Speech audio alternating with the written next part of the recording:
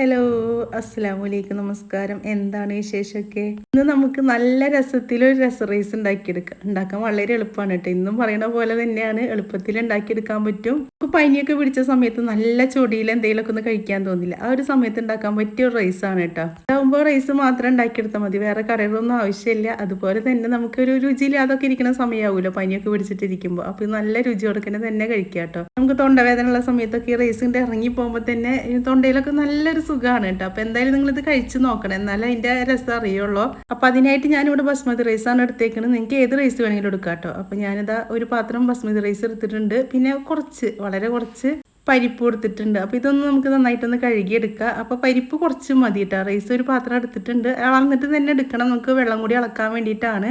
അപ്പോൾ അതൊരു 3-4 പ്രാവശ്യം കഴുകി കൊടുന്ന് വെച്ചിട്ടുണ്ട്. ഇനി നമുക്ക് അതിൽ കുറച്ച് വെള്ളം ഒഴിച്ചിട്ട് ഒന്ന് കുതിരാൻ വെക്കാം. അപ്പോൾ കുറേ മുന്നൊന്നും വെക്കണ്ട കേട്ടോ. നമുക്ക് ഇത് ഉണ്ടാക്കുന്ന ഒരു സമയത്ത് ബാക്കിയുള്ള സാധനങ്ങളൊന്ന് ശരിയാക്കണ ആ ഒരു സമയം മാത്രം മതി കുതിർക്കാൻ വേണ്ടിയിട്ട്.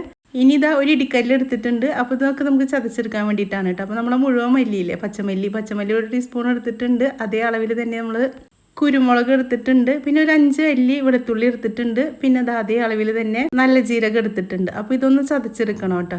അപ്പോൾ എൻ്റെ വീഡിയോ ആദ്യമായിട്ട് കാണുന്നവരാണെങ്കിൽ, നിങ്ങൾക്ക് വീഡിയോ ഇഷ്ടപ്പെടുകയാണെങ്കിൽ, സബ്സ്ക്രൈബ് ചെയ്യാത്തവരാണെങ്കിൽ ഒന്ന് സബ്സ്ക്രൈബ് ചെയ്ത് വെച്ചോളൂ കേട്ടോ. ഇനി ഇടിക്കല്ലിൽ വെച്ച് ചതക്കണം നിർബന്ധമൊന്നുമില്ല, നമുക്ക് മിക്സിയുടെ ചെറിയ ജാറുണ്ട് അതിലിട്ട് ഒന്ന് കറക്കിയെടുത്താലും മതി. ഞാനിപ്പോൾ ഒരു നാടൻ ടേസ്റ്റൊക്കെ കിട്ടാൻ വേണ്ടിയിട്ടാണ് ഇടിക്കല്ലിലിട്ടിട്ട് ഒന്ന് ചതച്ചെടുക്കുന്നത്. അപ്പോൾ അതെല്ലാം കൂടിയിട്ട് ഒന്ന് ചതച്ചെടുത്തിട്ടുണ്ട്.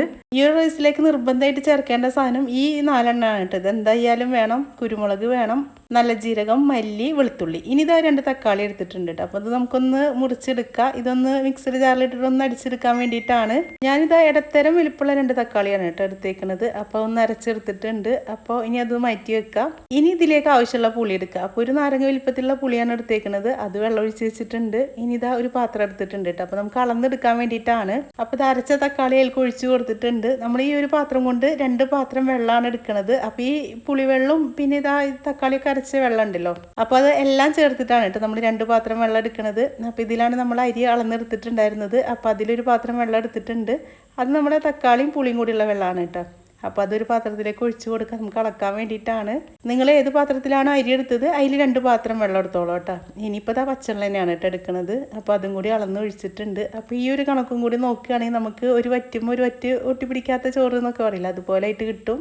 അപ്പോൾ അത് നമ്മളെ വെള്ളം അളന്ന് വെച്ചിട്ടുണ്ട്. ഇനി അത് മാറ്റി വെക്കുക. ഇനി ഇതിലേക്ക് 2-3 സാധനങ്ങൾ കൂടി വേണം കേട്ടോ. കുറച്ച് കറിവേപ്പിൻ്റെ ഇല വേണം, പിന്നെ ഒരു 5-6 വെളുത്തുള്ളി ഇങ്ങനെ നടു കയറിയിട്ട് അത് വേണം, പിന്നെ നമ്മൾ ഉണക്കമുളക് അതും എടുത്തിട്ടുണ്ട് കേട്ടോ. ഇനിയിപ്പോൾ അതൊരു കുക്കർ അടുപ്പത്ത് വെക്കുക, വെളിച്ചെണ്ണ ഒഴിച്ച് കൊടുക്കുക. വെളിച്ചെണ്ണയിൽ തന്നെ ഉണ്ടാക്കിയെടുക്കണം കേട്ടോ. അപ്പോൾ അത് കുറച്ച് വെളിച്ചെണ്ണ ഒഴിച്ച് കൊടുത്തിട്ടുണ്ട്. വെളിച്ചെണ്ണ ചൂടാകുമ്പോൾ കടുക് ഇട്ട് കൊടുക്കുക.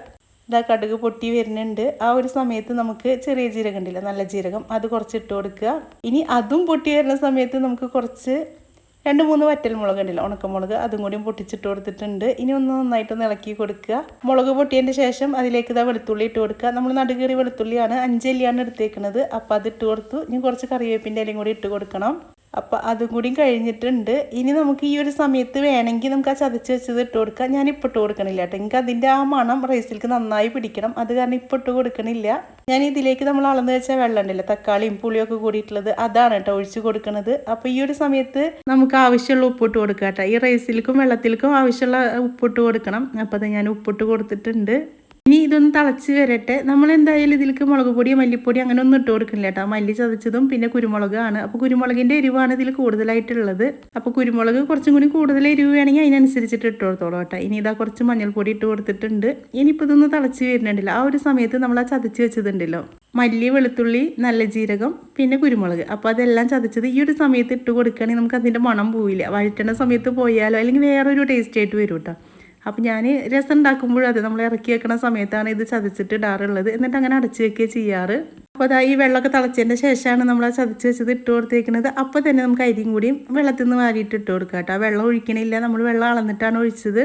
ഒരു പാത്രം അരിക്ക് 2 പാത്രം വെള്ളം. ബസ്മതി റൈസ് ആയ കാരണം 2 പാത്രം തന്നെ എടുക്കണം കേട്ടോ, ഒന്ന് വെന്ത് വരണമല്ലോ. അപ്പോൾ വെള്ളം കൂടുന്നില്ല കേട്ടോ, നമുക്ക് അടി പിടിക്കുക അങ്ങനെ ഒന്നും പേടിക്കേണ്ട, കറക്റ്റായിട്ട് വരും.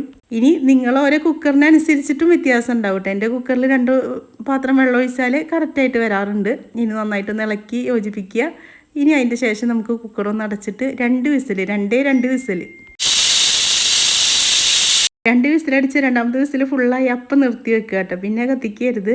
ഇനി ഇത് അതിലേക്ക് ഒരു ഓംലേറ്റും കൂടി ഉണ്ടാക്കിയെടുക്കുന്നുണ്ട്. ബുൾസ ഉണ്ടാക്കിയിട്ട് അത് ഇതാക്കിയിട്ടാണ് കേട്ടോ എടുക്കുന്നത്. അപ്പോൾ നിങ്ങൾക്ക് പപ്പടം അതിൽ കൂടെ എന്താ കഴിക്കാൻ വേണ്ടത് അത് ഉണ്ടാക്കിയെടുക്കാം കേട്ടോ. അപ്പോൾ കുറച്ച് വെളിച്ചെണ്ണ ഒഴിച്ച് കൊടുത്തിട്ടുണ്ട്. ഇനി അതിലേക്ക് ഒരു കോഴിമുട്ട പൊട്ടിച്ച് ഒഴിച്ച് കൊടുക്കുക. അപ്പോൾ ഞാൻ പുളിസ ഉണ്ടാക്കുമ്പോൾ ഇങ്ങനെയാണ് കേട്ടോ കൂടുതൽ ഉണ്ടാക്കിയെടുക്കാറ്. എനിക്ക് ഇങ്ങനെ കഴിക്കാനാണ് ഇഷ്ടം. ഇനി അതിൻ്റെ ഇതൊക്കെ കുറച്ച് ഉപ്പും കൂടി ഇട്ട് കൊടുക്കുക. ഇതുപോലെ ഒന്ന് വെതറി കൊടുക്കുക. ഇനി കുറച്ചധികം ഉണക്കമുളക് പൊടിച്ചത് ഇതുപോലെ അങ്ങനെ ഇട്ട് കൊടുക്കുക കേട്ടോ, ചതച്ചത്.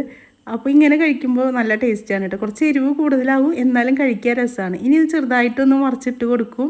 അപ്പോൾ ഞാനിങ്ങനെയാണ് കേട്ടോ ഉണ്ടാക്കി കഴിക്കാറുള്ളത്. ഈ റൈസിലേക്ക് ഇത് കൂട്ടി കഴിക്കാനും നല്ല രസമാണ്. അപ്പോൾ ഇതിൻ്റെ ആവശ്യമൊന്നുമില്ല, നമുക്ക് റൈസ് മാത്രം മതി. എന്നാലും സൈഡിൽ എന്തെങ്കിലും ഒന്ന് വേണമെങ്കിൽ ഇതുപോലെ ഒന്ന് പൊരിച്ചെടുത്ത് നോക്കി വെക്കും കേട്ടോ. അപ്പോൾ അത് 2 വിസിലടിച്ചതിന് ശേഷം അതിൻ്റെ ആ ഒരു പ്രഷറൊക്കെ പോയിട്ടാണ് ഞാൻ തുറക്കുന്നത്. അപ്പോൾ അത് നമ്മുടെ റൈസ് നന്നായി ആവശ്യത്തിന് വെന്ത് വന്നിട്ടുണ്ട്, നന്നായി ഉടഞ്ഞിട്ടൊന്നുമില്ല. അതുപോലെ വെള്ളം കൂടെ അടി പിടിക്കുകയോ ഒന്നും ചെയ്തിട്ടില്ല കേട്ടോ. നമുക്ക് നല്ല പാകത്തിൽ തന്നെ കിട്ടിയിട്ടുണ്ട്. അപ്പോൾ നിങ്ങൾ വെള്ളത്തിൻ്റെ അളവൊന്ന് നോക്കിയാൽ മതി. പിന്നെ ആ പരിപ്പൊക്കെ ഇടുന്ന കാരണം ഒരു പ്രത്യേക ടേസ്റ്റാണ് കേട്ടോ കഴിക്കാൻ വേണ്ടിയിട്ട്. ഇനി ഇതിൻ്റെ മീതെ കുറച്ച് മല്ലിയിലയും കൂടി ഇതുപോലെ അങ്ങോട്ട് വെതറി കൊടുക്കുക. അപ്പോൾ അതാ നമ്മുടെ രസ റൈസ് ഇവിടെ റെഡിയായി വന്നിട്ടുണ്ട്. ഇപ്പം ഞാൻ വീഡിയോയിൽ കാണിച്ച അത്ര ബുദ്ധിമുട്ടൊന്നും ഇല്ല കേട്ടോ നിങ്ങൾക്ക് ഉണ്ടാക്കിയെടുക്കാൻ വേണ്ടിയിട്ട്. നമുക്കിത് പെട്ടെന്ന് ഉണ്ടാക്കിയെടുക്കാൻ പറ്റും. പിന്നെ ഈ റൈസ് മാത്രം മതി, വേറെ ഒന്നും വേണ്ട കഴിക്കാൻ. കറി അങ്ങനെ ഒന്നും ആവശ്യമില്ല കേട്ടോ. ഞാൻ പറഞ്ഞില്ലേ, ഞാനൊരു കോഴിമുട്ട അപ്പോൾ നിങ്ങൾക്കൊന്ന് കാണിക്കാൻ വേണ്ടിയിട്ട് മാത്രം എടുത്തതാണ്. അല്ലെങ്കിൽ അതിൻ്റെ ആവശ്യമില്ല, നമുക്ക് ഈ റൈസ് മാത്രം കൂട്ടിയിട്ട് കഴിക്കാം കേട്ടോ. അപ്പോൾ ഈ റൈസ് ഉണ്ടാക്കാൻ വേണ്ടിയിട്ട് ഇനി പനി വരാനൊന്നും കാക്കണ്ട കേട്ടോ. നമുക്ക് വീട്ടിൽ മടി പിടിച്ചിരിക്കുന്ന സമയത്തൊക്കെ ആണെങ്കിലും ഉച്ചക്കൽക്കൊക്കെ ഉണ്ടാക്കിയെടുക്കാൻ പറ്റിയൊരു റൈസാണ്. പിന്നെ ചൂടോടെ കഴിക്കുമ്പോൾ അങ്ങനെ ഞാൻ പറഞ്ഞല്ലോ, ഫസ്റ്റ് ഞാൻ പറഞ്ഞില്ല, അതിങ്ങനെ ഇറങ്ങി പോകുമ്പോൾ ഉണ്ടല്ലോ നല്ലൊരു തൊണ്ടക്കൊക്കെ നല്ലൊരു സുഖമാണ് കേട്ടോ. നമ്മൾ വിക്സ് മിഠായിയൊക്കെ കഴിച്ചിട്ട് കിട്ടുന്ന ആ ഒരു സുഖം ഉണ്ടാവില്ല, അതുപോലെയാണ് കേട്ടോ. അപ്പോൾ നിങ്ങളെല്ലാവരും ഒന്ന് ഉണ്ടാക്കി കഴിച്ച് നോക്കി നോക്കുക. ഇഷ്ടപ്പെട്ടാലും ഇല്ലെങ്കിലും ഒന്ന് കമൻറ്റിൽ ഒന്ന് പറയണേ. നിങ്ങൾ പറയണതിനനുസരിച്ചിട്ട് നമുക്ക് വീഡിയോയിൽ മാറ്റങ്ങൾ വരുത്താമല്ലോ. അപ്പോൾ ഇഷ്ടപ്പെട്ടാലും ഇല്ലെങ്കിലും വന്ന് പറയണം കേട്ടോ. അതുപോലെ സബ്സ്ക്രൈബ് ചെയ്യാത്തവരാണെങ്കിൽ ഒന്ന് സബ്സ്ക്രൈബ് ചെയ്ത് വെച്ചോളൂ. അപ്പോൾ ഇൻഷാ അല്ലാഹ് ഇനി നല്ലൊരു വീഡിയോ ആയിട്ട് നമുക്ക് അടുത്ത ദിവസം കാണാം.